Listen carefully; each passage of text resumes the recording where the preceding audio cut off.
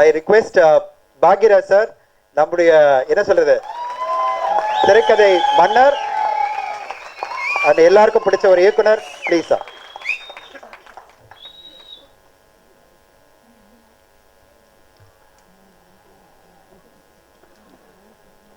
மரியாதைக்குரிய தனஞ்சயன் அவர்கள் எல்லாத்தையும் நிர்வாகமும் சிறப்பாக செய்வார். மற்ற விஷயங்களும் ரொம்ப பிளான் பண்ணி பண்ணுவார். இன்றைக்கி ரொம்ப எனக்கு பிடிச்ச விஷயம், எனக்கு ரொம்ப பிடித்த நாள். நான் ரொம்ப எப்போ லைஃப்பில் முன்னுக்கு வந்தாலும் ரெஸ்பெக்ட் பண்ணிகிட்ருக்கிறேன் டீச்சர்ஸ் டே. இன்றைக்கி இந்த மாதிரி ஒரு ஃபங்க்ஷனை அரேஞ்ச் பண்ணது அப்படிங்கிறது அது எனக்கு ரொம்ப முதல்ல அது பிடிச்சிருந்தது. அதுக்கு என்னுடைய பாராட்டுகளை தெரிவிச்சுக்கிறேன். அதே மாதிரி மேலே உட்காந்துருக்க ஆசான்கள், முன்னால் உட்காந்துருக்க ஆசான்கள் எல்லாத்துக்கும் என்னுடைய பணிவான வணக்கம். எல்லாத்தையும் ஆசான்னு சொல்கிறதுக்கு ஒரு முக்கிய காரணம் என்னென்னா, என் டைரியில் நானே ஒன்று எழுதி வச்சுருக்கேன். என்னென்னா, நீ சந்திக்கும் ஒவ்வொரு மனிதனும் உனக்கு ஆசான். கண்டிப்பாக கடைசி வரை நீ கற்றுக்கொள்ள ஏதாவது ஒன்று அவனிடம் இருந்தே தீரும்.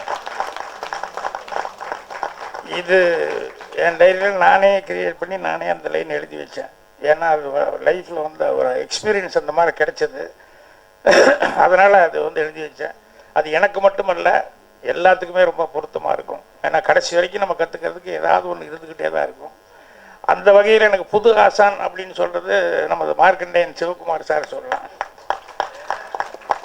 என்னென்னா, அவர் நடித்ததுக்கப்புறம் அதில் என்ன பேரும் புகழ் எல்லாம் பார்த்துட்டாரு, வசதிகள் பார்த்துட்டாரு, எல்லாம் பண்ணிட்டாரு. அதுக்கப்புறம் பசங்க வந்துட்டாங்க, அவங்க 2 பேரும் பேர் எடுத்துட்டாங்க, அவங்களும் நல்லா சம்பாதிக்கிறாங்க. ஆனால் அவர் ஓய்வாக உட்காரல. அவர் உட்கார்ந்துக்கிட்டு புதுசாக என்ன பண்ணலாம் அப்படின்னு சொல்லிட்டு சும்மா இருக்காமல், அது மகேந்திரன் சார் அழகாக ஒரு வார்த்தை சொன்னார். என்னென்னா, சிம்பிளாக இருந்தது ஆனால் பளிச்சுன்னு கேட்சிவாக இருந்தது. என்னென்னா, நீங்கள் கஷ்டப்பட்டு பண்ணேன்னு சொல்லாதீங்க, காதலிச்சு பண்ணேன்னு சொல்லுங்கள் அப்படின்னு சொல்லி. அந்த மாதிரி சிவகுமார் சார் ரொம்ப காதலிச்சு ஒரு விஷயத்தை பண்ணார். என்னென்னா, இந்த மகாபாரதம், ராமாயணம் இது எல்லாம் அது இருக்கிற அந்த பாட்டுகள் அதெல்லாம் இவ யார் கஷ்டப்படுத்தி நாங்கள் இதை போய் இந்த வயசில் மனப்பாடம் பண்ணுங்க, இது 1 மணி நேரத்துக்கு பேசுங்க, 2 மணி நேரத்துக்கு, இதுக்கு ஏதாவது கொடுக்க போகிறாங்களா புதுசாக அவருக்கு? அவருடைய திருப்திக்காக நான் சும்மா இருக்கல அப்படின்ட்டு அவர் ஏதாவது ஒரு வேலையை எடுத்து போட்டு நம்ம செஞ்சுக்கிட்டே இருக்கணும் அப்படின்னு நினச்சிக்கிட்டு இதில் பயனுள்ளதாக என்ன செய்யலாம் அப்படின்னு சொல்லிட்டு அந்த மகாபாரதத்துலேயும் ராமாயணத்துலேயும் வரக்கூடிய பாடல்கள் அது எல்லாம் மனசுக்குள்ளே உருவைத்து அதை ரசித்து லயித்து அதை படிச்சுட்டு கிட்டத்தட்ட அவருடைய கேசட் 2 மணி நேரம் ஈரோட்டில் எங்கேயோ பேசினது ஃபுல் மகாபாரதம். அதை காரில் போட்டுக்கிட்டே என்கிட்ட கொடுத்ததுக்கப்புறம் நான் லாங் ட்ரிப் எங்காவது போகும்போது தான் கேட்க முடியும் அப்படின்னு சொல்லிட்டு காரில் போட்டு கேட்டு போனேன். நடுவில் ஒரு தண்ணி குடிக்கல, ஒன்றுமே பண்ணல, நடுவில் நிறுத்தி பிரேக் எடுக்கல. அது பாட்டில் நான் கேட்குறவன் தான் தண்ணி குடிச்சிக்கிட்டு அது குடிச்சிக்கிட்டே ஏதோ சாப்பிட்டுக்கிட்டு இருக்கணும் ஒழிய அவர் எங்கேயும் நான் ஸ்டாப்பாக அவ்வளோ பிரமாதமாக அவர் அதை பண்ணார். அதை பண்ணதுக்கப்புறம் அப்புறம் ஃபோனில் கூப்பிட்டு நல்லா இருக்குங்கன்னு சொல்கிறதுக்கு எனக்கு மனசு வரல. ஏன்னா இவ்வளவு பெரிய சமாச்சாரம் செஞ்சுருக்காரு, இதை போய் ஃபோனில் சொல்கிறதா, அதனால் நேர்லேயே போய் சொல்லுவோம் அப்படின்னு சொல்லிட்டு நேராகவே அவருடைய வீட்டுக்கு போனேன். அவர் இல்லை, ஆனால் அவங்க துணைவியார் இருந்தாங்க. அவர் இங்கே வெளியே போயிருக்காருன்னு சொன்னாங்க. அப்போது அவங்ககிட்ட சொல்லிட்டு வந்தேன். ஸோ கடைசி வரைக்கும் ஏதாவது ஒன்று நம்ம செய்யணும் அப்படிங்கிற அந்த ஒரு இது அவர்கிட்ட இன்னும் எனக்கு என்ன வயசாகி போச்சோ இல்லை இதாகி போச்சோ அவ்வளோ சம்பாதிச்சிட்டோம் அது இதுங்கிறது இல்லாமல் லைஃப்பில் நம்மளால் முடிந்த வரைக்கும் என்ன செய்யலாம் அப்படிங்கிற பாடம் இருக்குது. அது சிவகுமார் சார்கிட்ட கற்றுக்கிட்டேன். அடுத்தபடியாக இங்கே ஒரு 2-3 பேர்த்த பற்றி சொல்லணும். டான்ஸ் மாஸ்டர் தருண்குமார் ரஜினி படங்கள்லாம் 2-3 படத்துக்கு பண்ணார். அவர் ஒரு நாள் ராஜகுமாரி படத்துக்காக அவர் ரொம்ப நல்லா பண்ணுறாருன்னு எல்லோரும் சொன்னாங்கன்னு சொன்னோன்னே ஹிந்தி படம்லாம் பண்ணுறாரு, ஹிந்தி பண்ணவர், அவர் ரஜினி படம்லாம் அப்படி பண்ணார் அப்படின்னு சொன்னோடனே சரி வாங்கன்னு சொல்லி கூப்பிட்டு அப்புறம் சொன்னோடனே வந்தோடனே ஆஃபீஸில் உட்கார வச்சுட்டு, அதில் மாஸ்டர் என் படம் ராஜகுமாரிக்கு நீங்கள் டான்ஸ் பண்ணணும், இது அவர் இன்னும் சுற்றி வர இப்படி பார்த்தார். இப்படியே பார்த்துக்கிட்டே என்ன பார்த்துக்கிட்டு இருந்தார். என்ன தேடுறீங்க என்னென்ன, இங்கே ஒல்லியாக ஒருத்தர் ஒரு வயசான ஒருத்தர் இருப்பார் உங்கள் ஆஃபீஸில், அவர் இல்லையா அப்படின்னாரு.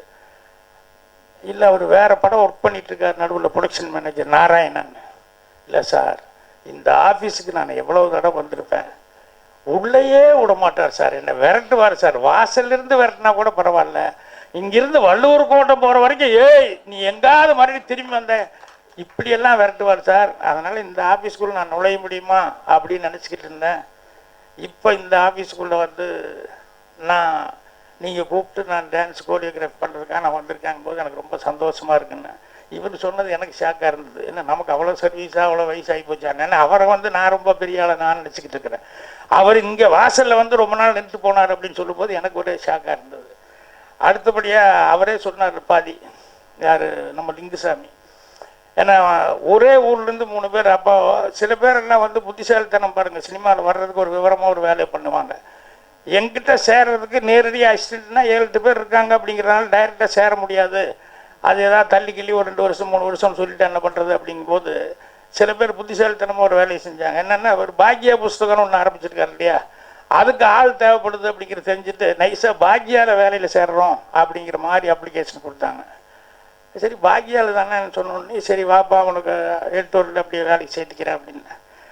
உடனே அதில் மன்னவா அந்த படம் டைரக்ட் பண்ண வெங்கடேஷ்னு சொல்லி அவன் வந்து சேர்ந்தாப்புல, அதே மாதிரி சிவகுமார் வந்து சேர்ந்தாப்புல. அதே 2 பேர் இருக்கிற அதே ஊருக்காரர் தான் நம்ம லிங்குசாமி. ஏற்கனவே ஒரே ஊருக்காரங்க 3 பேருமே பாக்கியாவில் போய் எப்படி சேர்றது, அசிஸ்டண்டாகவும் சேர முடியாது அப்படின்னு சொல்லிட்டு அதில் லிங்குசாமி வந்து சரி வேற எங்காவது பார்ப்பேன், ஏன்னா ஏற்கனவே நம்ம ஊருக்காரனே 2 பேரும் அங்கே உட்காந்துருக்கான் உள்ளே போய், இதில் நம்மளும் போய் ஏன்னா எந்த ஊர் என்னன்னு சொல்லி கேட்டேன்னே எல்லாம் சேர்ந்தே வந்தீங்களான்னு சொல்லுவாரேன்னு சொல்லிட்டு இவர் அதுக்கப்புறம் வேற எங்கேயோ நம்ம ட்ரை பண்ணுவோம் அப்படின்னு சொல்லிட்டு போயிட்டாரு. அதில் இன்னொருத்தர் ரொம்ப புத்திசாலி, அந்த ஆயுத பூஜை படம் பண்ண சிவகுமார்னு ஒருத்தன். அவன் கையெழுத்தெல்லாம் ரொம்ப அழகாக இருக்குன்னு சொன்னோடனே நான் பாக்கியாவில் சேர்த்துட்டு எடிட்டோரில். அப்புறம் எப்போ கூப்பிட்டாலும் இது வேணா ஒரு மேட்ரு நான் சொல்கிறேன் எழுது அப்படின்னா சொல்லுங்கள் சார் நான் எழுதிட்டு வந்துடுறேன், இந்த பேனா எங்கேயோ அது இதுமா. அப்புறம் ரொம்ப நேரம் கழித்து பிரமாதமாக கொண்டு வந்து காமிக்கிற மாதிரி காமிப்பான்.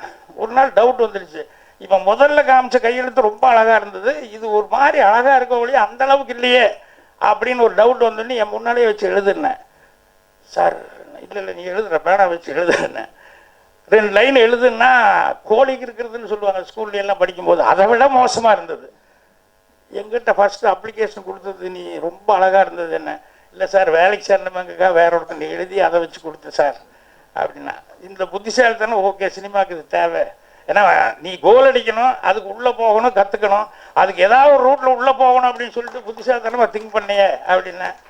அவனும் அஜித் வச்ச இது 2 ஜட வயசு அஜித் வச்சு எடுத்தான், ஆயுத பூஜைன்னு அர்ஜுனை வச்சு ஒரு படம் எடுத்தான். அதே மாதிரி தான் ஒரு தான் அவன் வந்து கியூ நிறையா இருக்குது, அவனும் பாக்கியாக்குள்ளே வரலான்னு சொல்லிட்டு வந்துட்டு பாக்கியாவில் எடிட்டோரில் உட்காந்துக்கிட்டு அப்பப்போ சும்மா நான் ஏதாவது டிஸ்கஸ் பண்ணும்போதெல்லாம் அப்படியே பேசிக்கிட்டே இருப்பான். அதுக்கப்புறமா சேரங்கிட்ட போய் இங்கே கொஞ்சம் கியூ நிறையா இருக்குதுன்னு சொன்னோடனே அதுக்கப்புறம் சேரங்கிட்ட போய் சேர்ந்து பிரமாமா வந்து பாண்டியராஜ், மிகப்பெரிய பசங்க பாண்டியராஜ்னு நல்ல பிரமாமா பேர் எடுத்தான். எதுக்கு இந்த 3 பேர்த்த பற்றியெல்லாம் இப்போ சொல்கிறேன் அப்படின்னா, சேர்ந்தா தான் வர முடியும் அப்படிங்கிறது அல்ல, அவங்க லைஃப்பில் ஏதாவது சாதிக்கணுங்கிற லட்சியம் அவங்க மனசில் இருந்ததுனால தான் அவங்க வந்தாங்க.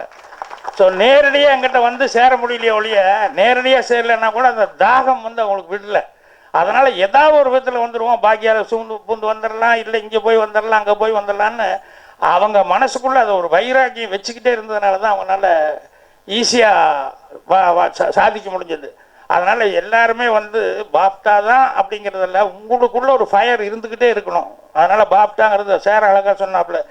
நான் ரவிக்குமார் சார்கிட்ட நாங்கள் என்ன கற்றுக்கிட்டோம் அப்படின்னா, எப்படி படம் எடுக்கிறதுன்னு கற்றுக்கிட்டேன், ஆனால் என்ன மாதிரி படம் எடுக்கணுங்கிறத வந்து நான் யோசனை பண்ணி சொந்தமாக எடுத்தேன்.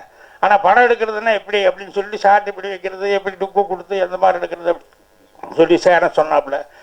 அது மாதிரி தான் நீங்களும் என்னென்னா, எங்கள் டைரக்டர்னா இருக்கும்போது அவருடைய டேஸ்ட்டுக்கு அசிஸ்டண்டாக நான் வேலை பார்த்தேன். அப்போ அவர் சீரியஸ் தான் அவருக்கு பிடிக்குன்னா அவரோட சீரியஸாக தான் திங்க் பண்ணிவிட்டு அதுக்கு தகுந்த மாதிரி சீன்கள் தான் சொல்லிட்டு இருப்பேன். காமெடியெல்லாம் சண்டை போட்டு தான் உள்ளே வைக்க வேண்டியிருக்கும், இல்லைன்னா கிழிச்சு டப்புன்னு தூக்கி வீசிடுவார். அப்புறம் நான் பண்ணும்போது என்னுடைய டேஸ்ட்டுக்கு தகுந்த மாதிரி நான் பண்ணிக்கிட்டு இருந்தேன்.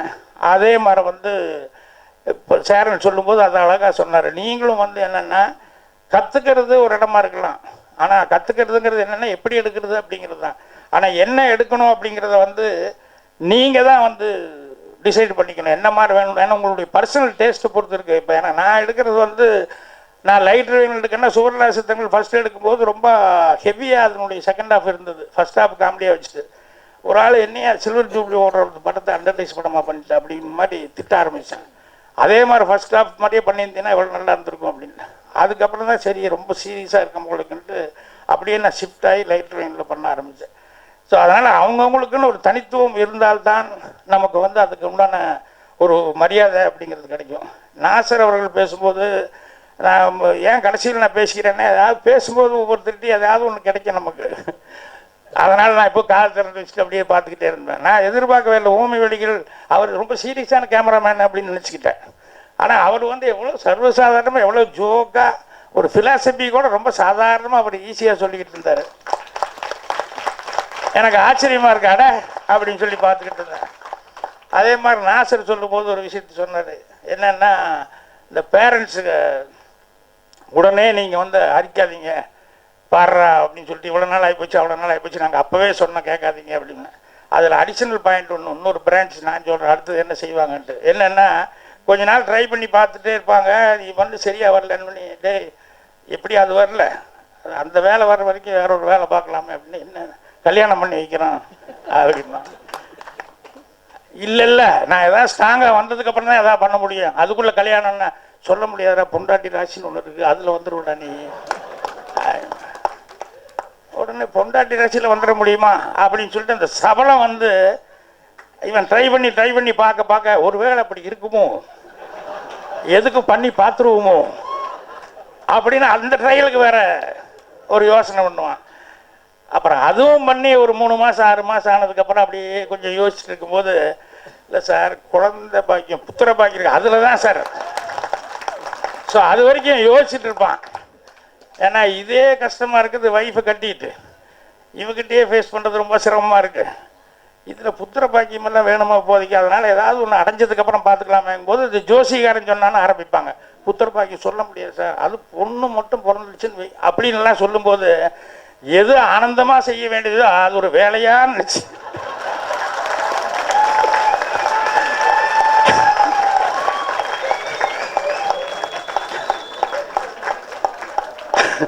அந்த மாதிரி சோதனை எல்லாம் வரும்.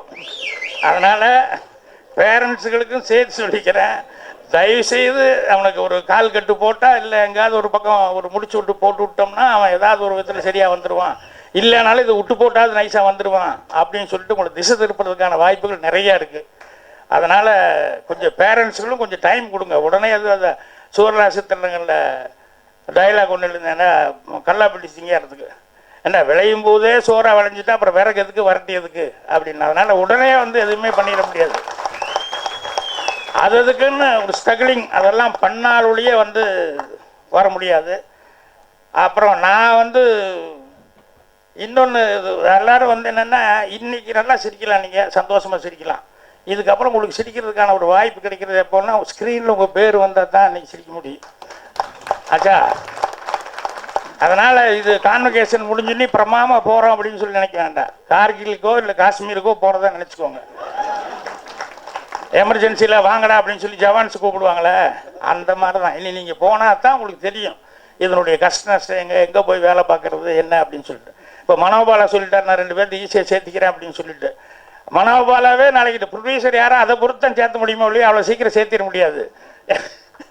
என்னென்னா அவங்க வந்து ஒரு செக்கு வைப்பாங்க. என்னென்ன மனோபாலா வளர்ந்துட்டார் அது வேற. முன்னாடியெல்லாம் நான் சேரும்போது வந்து ஒரே ஒரு ஆள் தான் இருந்தார் பாலகுருன்னு சொல்லிட்டு எங்கள் டைரக்டருக்கு. இன்னொரு அசிஸ்டண்ட்டை சேர்த்திக்கலான்னா இல்லை பாலகுரு வேண்டாம், ப்ரொடியூசர் ஏதாவது காசு கீசு கேட்டால் வர்றவன் வந்து சும்மா இப்படி வேலை செய்ய வருவான், ப்ரொடியூசர்ட்டு இன்னொருத்தனா அப்படின்னு சொல்லிட்டாருன்னு என்ன பண்ணுறது, நம்மளே இது பண்ணிக்கிட்டு இல்லை சார் காப்பி எடுக்கிறது நம்மளே எடுத்துக்குவோம், கண்டினியூட்டி நம்மளே பண்ணிக்குவோம் அப்படின்னு சொல்லிட்டு 1 மாதம் நான் வேலை கேட்குறேன். 1 மாதம் வரைக்கும் எங்கள் டைரக்டர் வேறு ஆளை சேர்த்தவே மாட்டேன்ட்டார். அப்புறம் எப்புக்கு தப்பாக போய் நானே அவரை மீட் பண்ணுற ஒரு சூழ்நிலை வந்ததுக்கப்புறம் சேர்த்துனார். அதனால் சேர்றது கூட வந்து உங்களுக்கு ரொம்ப சிரமங்கள் இருக்குது, டிஃபிகல்ட்டி இருக்குது. அதனால் இனிமேல் தான் நமக்கு ஸ்ட்ரகிளிங்கே இனிமேல் தான் ஸ்டார்ட் ஆகுது அப்படிங்கிறது. இப்போ படித்து முடிச்சுட்டீங்க, போராட்டம்ங்கிறது இனிமேல் தான் ஸ்டார்ட் ஆகும். இதுக்கெல்லாம் நான் ப்ரிப்பேராக இருங்கன்னு சொல்ல வர்றேன். என்னடா அப்படின்னு சொல்லிட்டு அப்புறம் வந்து ஐயோ இவ்வளோ கஷ்டமாக இருக்குது இப்படி எல்லாமா இருக்கும் அப்படின்னு எல்லாம் பின்னால் யோசிக்கிறத விட இப்போவே வந்து நீங்கள் அதுக்கெல்லாம் ரெடி ஆகிக்கோங்க. அப்புறம் நானே வந்து நிறைய விஷயங்கள் வந்து இங்கே வந்தோடனே சொன்னேன் தனஞ்சன்கிட்ட, என்னென்னா சார் எனக்கும் ஆசையாக இருக்குது அப்படின்னு. என்னென்ன இல்லை, நான் கிளாஸ் எடுக்கிறது ஓகே, ஆனால் எனக்கு இங்கே இருக்கிறவங்க எல்லாருமே வந்து இவங்க கிளாஸ் எடுக்கும்போது ஒவ்வொரு தடவை நான் உட்காரணும், ஒரு 2 கிளாஸில் ஒரு 3 கிளாஸில் உட்காரணும் அப்படின்னு. என்னென்னா எனக்கு இப்போ லெனின் சாரை பற்றி எல்லாம் சொல்லுவாங்க, என்னோடய அசிஸ்டண்ட் எல்லாம் கூட வேலை பார்த்துருக்கான், சேகரெல்லாம் அவரை விட்டு வேலை பார்த்துருக்கான், அவரை பற்றி சொல்லிகிட்டு இருப்பான், அவர் எப்படி அவரோட கேரக்டர் என்ன அது என்ன இது என்னன்னு சொல்லுவான். ஆனால் எனக்கு சினிமாவில் வந்து அதுக்கான வாய்ப்பு வரல அவரோட வேலை பார்க்குறதுக்கு. அட்லீஸ்ட் இங்கே வரும்போதாவது கிளாஸில் வந்து உட்காரலாம் அப்படின்னு நினச்சிக்கிட்டு இருந்தேன். ஆனால் எனக்கு இந்த ஒரு வருஷமாக பூரா வந்து அதுக்கான வாய்ப்பே இல்லை. எல்லாம் நான் வந்து கிளாஸ் எடுக்கிறதுலே போய் சேர்ந்து ஒழிய மற்றவங்ககிட்ட எப்படி வாய்ப்பு அப்படிங்கிறதே எனக்கு தெரியல. ஆனால் இந்த 2வது வருஷம் விட மாட்டேன், எப்படியாவது போய் ஒவ்வொருத்தரும் கிளாஸ் எடுக்கும்போது அது ஃபோட்டோகிராஃபர் கேமராமேன் எல்லாம் இருக்காரு, அவங்ககிட்டயெல்லாம் அவசியம் போய் உட்காரணும். என்னென்னா நான் இப்படி வைங்க அப்படி வைங்க அப்படின்னு சொல்லிட்டு இப்படியே தான் சொல்லிட்டு பழக்கமானவன். அப்புறம் அவங்க வந்து ஃப்ரேம் நல்லா இருந்ததுன்னு அவங்க தான் பார்த்து வச்சுக்கணும் ஒழிய எனக்கு வேறு மாதிரி நான் சினிமா முதல்ல கற்றுக்கிட்டது. எனக்கு எல்லாருமே அசிஸ்டண்ட்டாக இருக்கவங்களா பார்த்து போட்டேன். ஏன்னா காம்ப்ளெக்ஸு. ஏன்னா நான் போய் இளையராஜா கூப்பிட்டேன்னா நான் பார்த்து அசிஸ்டண்ட் டைரக்டராக இருந்தவன், இவன் திடீர்னு வந்து நம்மளை வந்து மியூசிக் கூப்பிட்றானே அப்படின்னு ஒரு மாதிரியாக பார்த்தேன். என்ன பண்ணுறது அப்படின்னு, வேண்டாம் கங்கை அமரன் வச்சுக்குவோம் அப்படின்னு சொல்லி. அப்புறம் எடிட்டர் யாரான்னு சொல்லி பார்த்தா உனக்கு என்ன சர்வீஸ் அப்படின்னு சொல்லி பாஸ்கர் சார் கேட்டு என்ன பண்ணுறதுன்னு அவருடைய அசிஸ்டண்ட்டை வச்சுக்குவோம் அப்படின்னு. புலியூர் சரோஜா போய் கேட்குறதுக்கு இல்லை dance master Babu TKS Babu அசிஸ்டண்ட்டாக இருந்தால் அவனை வச்சுக்குவோம். இப்படியே நான் வந்து இந்த காம்ப்ளெக்ஸில் நமக்கு மரியாதை கிடைக்குமா கிடைக்காதாங்கிற ஒரு பயத்திலேயே இவங்களை வச்சு அட்ஜஸ்ட் பண்ணிக்கோ இவங்களை வச்சு அட்ஜஸ்ட் பண்ணிக்கொண்டு இப்படியோ பாஸ் பண்ணி வந்துட்டேன். ஆனால் அதுக்கப்புறம் எனக்கு ரொம்ப ஃபீலிங்காக இருக்குது, அடடா பெரிய பெரிய கேமராமேன் எல்லாம் இருக்காங்க, இவங்ககிட்டலாம் ஒர்க் பண்ணுறதுக்கு வாய்ப்பே இல்லையே அப்படின்ட்டு. அதுக்கப்புறம் எனக்கு அசோக்குமார் வந்து அது அந்த ப்ரொடியூசர் சொன்னான், சார் அசோக்குமார் போட்டுக்கலாமா டார்லிங். அப்போ நான் சொன்னேன் எனக்கு பண்ணுவார் அவர் அப்படின்ட்டு. ஏன்னா எனக்கு காம்ப்ளெக்ஸ், நீங்கள் என்ன ஓடி வந்து பண்ணுவார், என்னங்க நீங்கள் என்னென்ன உங்களுக்கு ஒன்றுமே தெரியல உங்களை பற்றி. என்ன இல்லைப்பா எனக்கு இன்னும் அந்த பயத்திலே இருக்கிறேன் நான் அப்படின்னு. அப்புறம் போய் அசோக்குமார்கிட்ட கேட்டோடனே அதுக்கப்புறம் அசோக்குமார் அப்படின்னு சொன்னோடனே செய்கிறேன்னு சொல்லிட்டாரு. அதுக்கப்புறம் ஃபஸ்ட் டைம் நான் உட்காந்து அசோக்குமார் கேமராமேன் அப்படிங்கும்போது எப்படா படம் பண்ணுறதுன்னு யோசனை பண்ணேன். சரி வில்லேஜ் சப்ஜெக்ட் பண்ணிட்டுருக்கோம், வில்லேஜுக்கு பதிலாக வந்து இப்போ அடுத்தது வந்து வேறு ஏதாவது சிட்டியாக மாடர்னாக பண்ணுவோம் அப்படின்னு சொல்லி டைட்டில் வந்து டார்லிங்னு கொடுத்துட்டேன். ஒரு லவ் ஸ்டோரி பண்ணிக்கலாம் அப்படின்னு சொல்லிட்டு. அதுக்கப்புறம் உட்காந்து கதை பண்ணும்போது அசோக்குமார் ஃபோட்டோகிராஃபி ஹில் ஸ்டேஷன் இருந்தால் தான் ஃபோட்டோகிராஃபிக்கு நல்லாயிருக்கும். நம்ம பாட்டில் கொண்டு போய் எங்கேயோ ஒரு இடத்துல கொண்டு போய் ஒரு வேறு மாதிரி விட்டோம்னா அது சரியாக இருக்குமா, எனக்கு ஒன்றும் என்னோட இதுக்கு ஒன்றுமே இல்லைன்னு சொல்லிட்டு என்ன பண்ணுறது, அதனால் ஹில் ஸ்டேஷன் பிக் பண்ணுவோம். So love story hill station darling Ashokkumar இப்படின்ட்டு ஒரு வாரம் காஞ்சி ஹோட்டலுக்கு வாட்டி இதையே பேசிட்டுக்கிறேன். என்ன சொல்லுங்கப்பா, அதான் sir Ashokkumar darling love story different. இப்படி ஒரு வாரமாக டிஃப்ரெண்ட் இப்படியே யோசிச்சுக்கிட்டு இருந்து அப்புறம் மெல்ல ஒரு கேரக்டர் வந்து ஹீரோ என்ன பண்ணலாம்ப்பா அதை முதல்ல பிடிப்போம், அந்த ஊரில் இருக்கிறவங்க என்ன சாதாரணமாக லேமேன் மாதிரி என்ன பிடிப்போம்னு சொல்லிட்டு அதுக்கப்புறம் அதை பிடிச்சி அதுக்கப்புறம் ஹீரோயின் எப்படி வரலான்னு சொல்லி பிடிச்சி கேமராமேனுக்காக அப்படின்னு சொல்லி திங்க் பண்ணி ஒர்க் பண்ண படம் தான் அந்த டார்லிங். அந்த மாதிரி சர்க்கம்ஸ்டன்ஸ் வந்து நமக்கு நிறையா ஒவ்வொரு விதமாக வரும். அந்த போராட்டத்துக்கு எல்லாம் ரெடியாக இருக்குது. அதை ஏன் இப்போ வந்து எல்லா கிளாஸ்லேயும் உட்காந்து நான் கொஞ்சம் கற்றுக்கணும்னு நினைக்கிறேன் அப்படிங்கும்போது நிறைய விஷயங்கள் நான் வந்து தெரியாமையே சினிமாவில் பாஸ் பண்ணி வந்துட்டேன். ஒன்றும் இல்லை, இது சேரம் வந்து ஒர்க் ஷாப் எடுக்கிறாரு அப்படின்னாங்க. இல்லையா நான் ஒர்க் ஷாப்பே எடுக்கலையே, இங்கே டெய்லி இவங்க அவர் எடுத்தார் இவர் எடுத்தாருங்கிறாங்க, நான் வந்து கிளாஸ் மட்டுமே எடுத்துருக்கேன், நான் ஒர்க் ஷாப்பே எடுக்கலையே. இது என்ன ஒருத்தர் ஒர்க் ஷாப்புக்கு போகலான்னு ஒரு தடவை கூப்பிட்டு போனாங்க. அது என்னென்னா ஆன்மீக ஒர்க் ஷாப். அவர் போனோன்னு பக்தி அப்படின்னு சொல்லிட்டு காட் லார்ட் அப்படின்னு நல்லா ஆரம்பித்தார். இதுக்கு எதுக்கு நான் ஒர்க் ஷாப்னு நான் வந்து என்னமோ நினச்சிட்டு வந்து இங்கே வந்து எதை சொல்லிட்டு இருக்காரு அப்படின்னு. அப்புறம் அந்த மாதிரி ஆளுகிட்ட போகும்போது சில நேரங்களில் சில கேள்விகள் கேட்டுருவேன். சாமி ஏதோ ஒரு தப்பு நடந்துருச்சு, கஷ்டப்படுறோம் இல்லை சந்தோஷப்படுறோம் அப்படின்னா இது பூர்வ ஜென்ம பலன்னு சொல்கிறீங்களே அப்படின்னா ஒருத்தர் முதல் ஜென்மத்தில் சந்தோஷமாக இருக்கிறது கஷ்டப்படுறதுக்கு யாருங்க காரணம் அப்படின்னு சொல்லி சிரித்தார். நீங்கள் சினிமாவில் மாதிரியே ஜோக்காக பேசுகிறீங்க. ஜோக் இல்லைங்க, உண்மையிலேயே சீரியஸாக கேட்குறேன். மறுபடியும் ஒரு பெரிய சிரிச்சிட்டாரு. அப்புறம் என் பக்கம் திரும்பல. ஃப்ளைட்டில் எங்கிட்ட பேச்சு கொடுத்தது ஏன்டா பேச்சு கொடுத்தோன்னு ஆகிப்போச்சு அவருக்கு. அந்த மாதிரி நிறைய விஷயங்கள் நம்ம வந்து தெரிஞ்சுக்கிறதுக்கான வாய்ப்புகளுக்கு சேர எதுக்கு சொல்ல வர்றேன்னா, ஒர்க் ஷாப் எடுக்கிறாருன்னு சொன்னோடனே நான் போய் பார்க்கலாம் அப்படின்னு சொல்லிட்டு போனேன். அப்புறம் போனால் சேர ஒன்றும் இல்லை சார் அப்படின்னு சொல்லிட்டு உட்காருங்க அப்படின்னா, அப்புறம் பார்த்தா ஒரு ஷார்ட் ஒரு க்ளோஸ்அப்பு நம்ம எடுத்தது போடுங்க அப்படின்னாரு. அப்புறம் அந்த க்ளோஸ்அப் வச்சாங்க. க்ளோஸ்அப் வச்சோடனே யாரோ இதில் நடிச்ச இது அந்த மாளவிகா இது இங்கே இன்ஸ்டியூட்டில் ஃபாரின்லேருந்து அங்கேருந்து இதில் லைனில் இது பண்ணி கற்றுக்கிட்டு இருக்காங்களே ஃபாரின் ஸ்டூடெண்ட்டு, அவங்களுடைய க்ளோஸ்அப்பு அவங்க தான் ஏதோ பேசி ஏதோ இது பண்ணியிருப்பாங்க. அந்த ஷார்ட்டு போட்டு இது பண்ணார். மெல்ல அப்படி டில்டப் ஆகி அந்த ஷார்ட்டு போச்சு. அப்புறம் இது நான் சொல்லிக்கிட்டு இருந்தேன் சார் என்னென்ன இல்லை பேக் ட்ராப்பில் வந்து இப்போ இந்த பொண்ணு மேலே மட்டுமே இருக்குது, பின்னால் வந்து இருக்கவங்க எல்லாம் பிளர்ராக இருக்காங்க, இது இந்த லென்ஸு, அப்புறம் அந்த அடுத்தது 50ல் அந்த லென்ஸ் போடு அப்படின்னு சொல்லிட்டு அதில் ஒரு ஷார்ட் எடுத்துருந்தோம், அந்த ஷார்ட்டை போடுங்கன்னாரு. அதில் பார்த்தா ஓரளவுக்கு பிளர்ராக இல்லாமல் ஓரளவு கொஞ்சம் ஃபோக்கஸு. அப்புறம் இன்னொரு லென்ஸ் போட்டு ஒரு ஷார்ட் எடுத்தோம்னா அது பார்த்தா ஓரளவுக்கு அவங்க ரியாக்ஷன் தெரிகிற அளவுக்கு இந்த லென்ஸில் போட்டால் இது. அதனால் இது ஒர்க் ஷாப்னா இது மாதிரி சொல்லுவேன் நான், எந்த லென்ஸ் போட்டுக்கிட்டேன் எப்படி என்ன. இது வரைக்கும் எனக்கே இது தெரியாது, ஏன் நீ என்னையா நீ இது எடுத்துருக்கிறியன்னா எனக்கு ஒரே ஷாக்கு உண்மையிலேயே. ஏன்னா நான் கேமராமேன்ட்டு எனக்கு இவ்வளோ வேணும்னு சொல்லுவேன், இவ்வளோ வேணும்னு சொல்லுவேன், அவ்வளோதான் அவங்க வைப்பாங்க. அதுக்கப்புறம் ஃப்ரேம் மட்டும் போய் பார்த்து நான் நினச்ச மாதிரி இருக்கான்னு சொல்லி பார்த்துக்குவேன், அவ்வளோதான ஒழிய அந்த விவகாரத்துக்கே நான் போக மாட்டேன். இன்னும் சொல்ல போனோம்னா ஜூம் முதல்ல கேமரா பிடிச்சி ஜூம் பண்ணி இப்படி பார்க்குறதே நான் சூரியராசத்துக்கு டைரக்ஷன் ஆகி தான் நான் பார்த்தேன். அது வரைக்கும் எனக்கு கேமராவே தொட முடியல. ஏன்னா எங்கள் டைரக்டர்லாம் அப்படிலாம் காமிக்க மாட்டார். நிவாஸ் ஒரே ஒரு தடவை கூப்பிட்டு ராஜா நீ வாண்ட் டு சி அப்படின்னாரு. இல்லைங்க டைரக்டர் அப்படின்னா இல்லை அவர் போயிருக்காரு வர்றது லேட்டாக வந்து பாரு அப்படின்னாரு. அப்போ ரதி க்ளோஸ்அப் மட்டும் ஒன்று மட்டும் இப்படி பார்த்தேன், அவ்வளோதான், வேறு எதுவுமே பார்க்கல. நான் டைரக்டர் ஆனதுக்கப்புறம் அதுக்கு இப்படி பார்க்கணும் கேமராவை. இப்போ யாரும் சண்டைக்கு வர மாட்டாங்கன்னு சொல்லிட்டு கேமரா பிடிச்சி ஜூம் எல்லாம் பண்ணி அப்படி ஒரு ஆனந்தமாக இருந்தது எனக்கு. ஸோ அதனால் வந்து நான் அதை பற்றி யோசிக்கிறதும் இல்லை.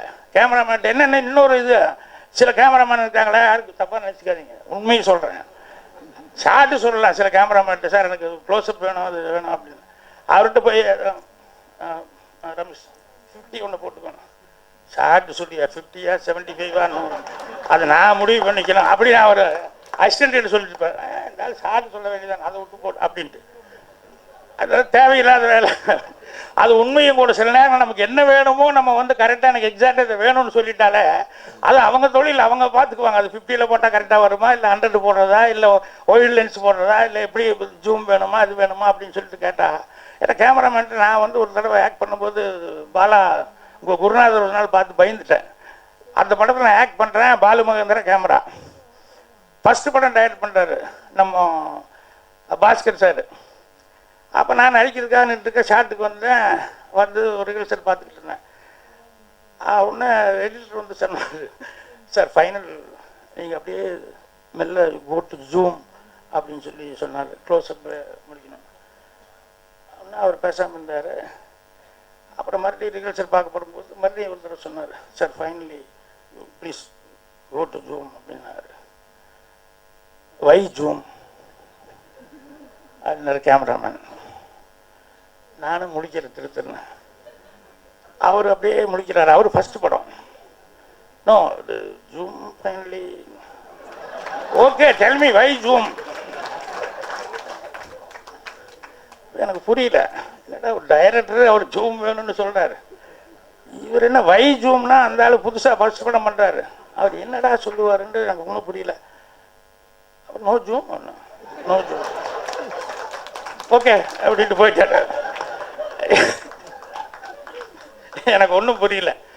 அப்புறம் பின்னால் அதை பற்றி என்னன்னு சொல்லி தெரியும் போது அவங்க வந்து ஒரு நார்மல் பிளாக் லென்ஸ் போட்டு எடுக்கலாம் அப்படிங்கிற மாதிரி டேலி எல்லாம் போட்டு ஷார்ட் எல்லாம் ரெடி பண்ணி அதுக்கு உண்டான லைட்டிங் பண்ணியிருப்பாங்க. இவர் திடீர்னு ஜூம் பண்ணணும் அப்படின்னு சொன்னோம்னா அவர் லைட் எல்லாம் மாற்ற வேண்டியிருக்குமா. இப்போ என்ன கடைசி இந்த ஒரு ஷாட்டுக்காகனா இப்போ வேறு ஷாட்டெல்லாம் எடுக்கும்போது மறுபடியும் பழையபடி இது வேணும் அப்படின்னு சொல்லி கேட்டால் என்ன பண்ணுறது அப்படின்னு தான் அவர் வை ஜூம் அப்படின்ட்டார். அது அப்புறம் தான் எனக்கு தெரிஞ்சது. அதனால் கேமராமேனை பார்த்தாலே அலர்ஜியாக இருக்கும். என்ன ஷார்ட் எனக்கு என்ன வேணும் அதை மட்டும் சொல்லிட்டு போயிடுவோம், எதுக்கு இவங்ககிட்ட வம்பு. அப்புறம் நம்ம பாட்டு சொன்ன வைக்கிறேன் அப்படின்னு ஆரம்பிச்சிட்டாங்கண்ணா. அதனால் கேமராமேனை பார்த்தாலே வை அப்படிங்கிற மாதிரி எனக்கு ஒரு பயம். 16 வயது இல்லை எங்கள் டைரக்டர் லாஸ்ட் சீனு ராதிகா வந்து தப்பிச்சு ஓடுறா, ஊருக்காரங்களாம் துரத்துறாங்க. கிழக்கே போக ரயில் 2 பேருமே ட்ரெயின் ஏறணும். ட்ரெயின் ஓடுறதுல வந்து டெவலப்மெண்ட் ஷாட்டு கொஞ்சம் இருந்தால் நல்லாயிருக்கும் அப்படின்னு சொல்லி நினச்சிட்டு இருந்தால் எடுக்க முடியல. அப்புறம் பார்த்தா டைரக்டர் பிஸி ஆகிட்டார். அப்படி எப்படி இருந்தால் அந்த ஷாட் எடுத்தாகணும். வந்து ட்ரெயின் ஏறுற மாதிரி ஓடி வர்ற மாதிரி 2 பேரும் வந்து அப்புறம் ட்ரெயின் ஏறிட்டாங்கன்னு ஷாட் எடுக்கணும். சார் அது இருந்தால் நல்லா இருக்குது. யோ இடியா ரீல் கிடைக்கும், நாளைக்கு அவனுக்கு ரீல் நான் ரெடி பண்ணி கொடுக்குறேன், நான் ராஜா அவன் கற்றுவான், நீ என்ன விளையாடுறியா அப்படி இப்படினாங்க. அந்த டேட் வேறு வாங்கிட்டோம். வாங்கிட்டு இங்கேருந்து ஷூட்டிங் போகும்போது என்ன பண்ணது தெரியல. அதுக்கப்புறம் பாலகுரு கூப்பிட்டு நீயாச்சும் அவனாச்சும் ராஜன் நீ கூப்பிட்டு போங்க, நீங்கள் 2 பேரும் போய் ஏதாவது என்ன ஷாட் எடுக்க முடியும் எடுத்துகிட்டு வாங்க டெவலப்மெண்ட்டுக்கு அப்படின்னு. உடனே ப்ரொடியூசர் சரி போயிட்டு வாங்க, அவர் தான் பிஸியாக இருக்காருன்னு சொல்லிட்டாங்கல்ல, பாலகுரு போயிட்டு வாங்க அப்படின்னாரு. இல்லை நான் வந்து நாளைக்கு என்ன குறித்து நீங்களும் இப்படி சொல்கிறீங்களே அப்படின்னாங்க. அப்புறம் நாங்கள் 2 பேருமே புறப்பட்டோம். அண்ணா போய் எடுத்து வந்தலாம், இதில் என்ன இருக்குது அப்படின்னு சொல்லிட்டு நான் ஒருத்தர் அசிஸ்டண்ட்டு, அவர் அசோசியேட்டு. அப்புறம் போயிட்டு இங்கிருந்து செங்கல்பட்டு வரைக்கும் போயிட்டோம். போயிட்டு அப்படியே வெயிட்டிங்கில் இருக்கிறோம் ரொம்ப நேரம். அப்புறம் கொஞ்சம் நேரம் கழித்து என்ன பண்ணிட்டு இருக்கீங்க குருஜி அப்படின்னு சொல்லி ஃபோன் வந்தது. இல்லை ட்ரெயின் வரப்போகுது, ட்ரெயின் வரதுக்காக வெயிட் பண்ணிட்டுருந்தோம். என்ன கேமராமேனு அதான் நிவாஸ் வந்துருவான்னு நிவாஸ் வரவே இல்லை அப்படின்னா கேமராமேனை விட்டு வந்துட்டாங்க. அன்னைக்கு யார் கேமராமேனு கரெக்டாக ப்ரோக்ராம் சொல்லலை. அவர் மெல்ல ஆஃபீஸுக்கு வந்து வாட் டுடே கேன்சல் அப்படின்னா என்ன இங்கே இருக்கிறேன் தென் வாட் இல்லை நீ போயிருப்பேன்னு நினச்சேன். நோபடி டோல்ட் மீ வாட் அப்படி இப்படின்னு அவர் கத்துறாரு. அப்புறம் எங்களுக்கு ஃபோன் பண்ணிட்டாங்க. இப்போ பாலகுரு சொன்னார் எப்படியா எடுத்து வந்துருங்கன்னாரு ப்ரொடியூசரு. பாலகுரு சொன்னார் ராஜன் எனக்கு அடுத்த படம் டைரக்ஷன் சான்ஸ் கொடுக்குறேன்னு சொல்லியிருக்காரு அம்மன் கிரியேஷன். இந்த அப்துல்லா புதுசு, இவன் நிவாஸ் கிடையாது, நிவாஸ் அசிஸ்டன்ட். இந்த அப்துல்லா எப்படி எடுப்பான்னு எனக்கு தெரியாது. இவன் தான் தப்பாக எடுத்துட்டு நாளைக்கு எனக்கு டைரக்ஷன் சான்ஸே போயிடும், அதனால் இந்த விளையாட்டுக்கு நான் வரல அப்படின்ட்டாரு. இல்லைண்ணே எப்படியா ட்ரை பண்ணி பார்ப்போம். ஏன்னா அப்துல்லா பண்ணிடலாமல்ல, அவர் ஆயிரம் மாதிரி இப்படியும் சொல்லாமல் அவர் ஒரு ரியாக்ஷனே கரெக்டாக இல்லை அப்படின்றாரு.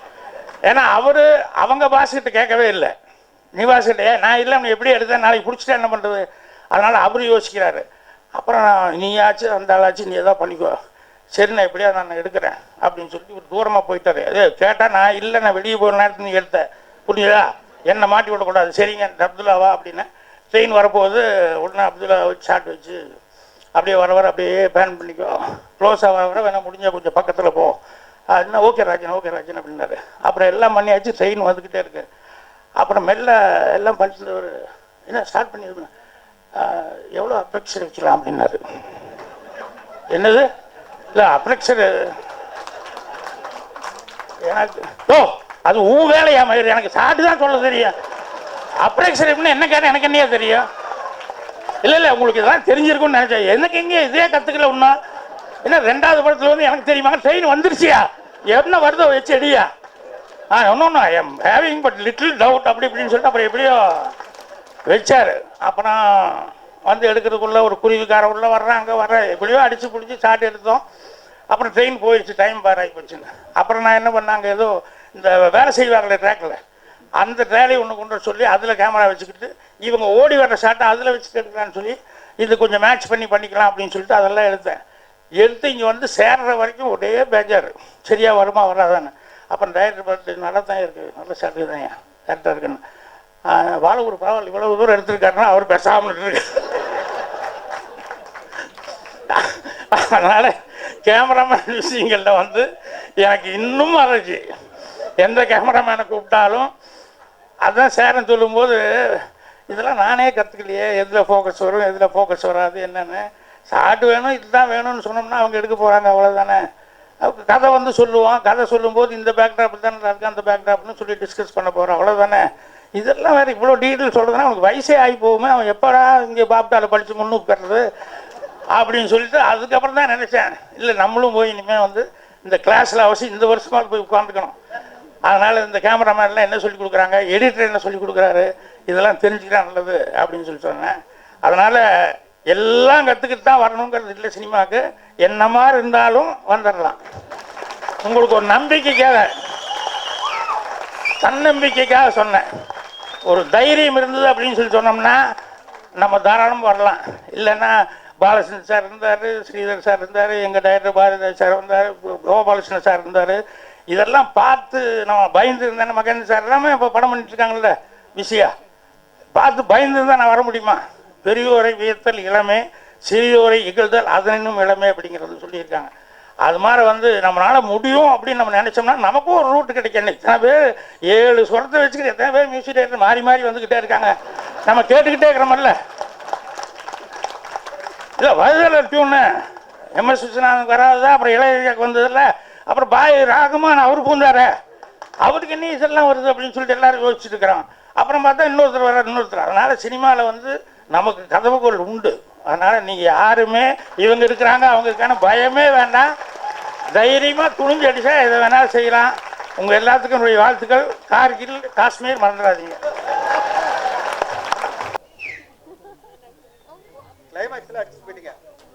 இல்லை ஒரு முக்கியமான விஷயம் ஒன்று சொல்லணும்னு நினச்சேன், அது மிஸ் பண்ணிட்டேன். என்னென்னா நான் ஏன் கடைசியில் பேசுகிறேன்னு சொன்னேன்னா, திடீர்னு நடுவில் நான் பேசி உங்களுக்கெல்லாம் அந்த குறையை வந்து சொல்லிட்டேன்னா ஒரு வருத்தம் வந்துடும் அப்படிங்கிறதுக்காக தான் நான் வந்து முதல்ல வேண்டாம் நான் கடைசியில் பேசிக்கிறேன். என்னென்னா நான் பார்த்ததில் வந்து சின்ன சின்ன மிஸ்டேக் நிறையா இருந்தது. அதை வந்து எடிட்டர்லாம் ஏன் விட்டாங்க அப்படின்னு எனக்கு தெரியல. அதெல்லாம் ரீடேக் பண்ணுங்கன்னு சொல்லி லுக்குக்கெல்லாம் அப்படி வர்றதுங்கிறது இருக்கக்கூடாது. ஏன்னா சின்ன மிஸ்டேக்கு தான், சின்ன மிஸ்டேக்காக இருந்தால் கூட சின்ன ஓட்டை தான், அப்புறம் அது பெரிய லெவலில் தப்பு வரும். அதனால் பாப்டாலேருந்து போகிறது அப்படின்னு சொல்லும்போது பாப்டாலேருந்து போகிறது ரொம்ப பர்ஃபெக்டாக இருக்கணும். அதனால் தனஞ்சயன் சார் தயவுசெய்து அதுகளை வந்து மறுபடியும் கொஞ்சம் கரெக்ட் பண்ணி பண்ணுங்கள். ஏன்னா நான் பார்த்த சின்ன சின்ன விஷயங்கள் இருந்து லுக்கு அது இதெல்லாம் தப்பு. அப்படி யாருமே அது சொல்கிறது கொஞ்சம் யோசிப்பாங்க. ஆனால் நமக்கு இருக்கிறத நம்ம கரெக்ட் பண்ணிக்கிட்டா தான் நல்லா இருக்கும்.